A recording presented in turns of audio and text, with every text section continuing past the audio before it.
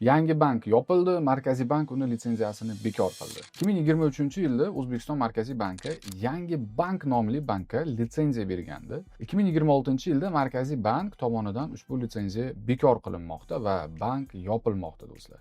Bunga bir nechta sabab bor. Eng muhimi bu Yangi bankning ustav kapitali. 2025-yil 1-yanvardan boshlab u kamida 500 milliard so'm bo'lishi kerak edi.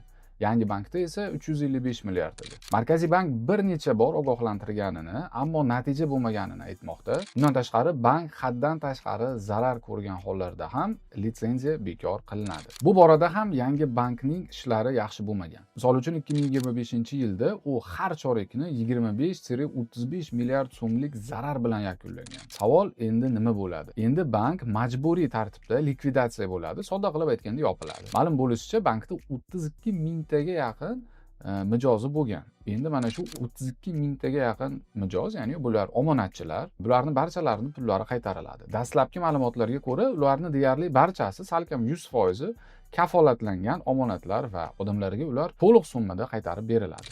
Markaziy bank hamma proses yaxshi va shaffof bo'lishini jiddiy nazorat qiladi, chunki omonatlar butun tizimga bo'lgan ishonchni muhim ko'rsatkich hisoblanadi.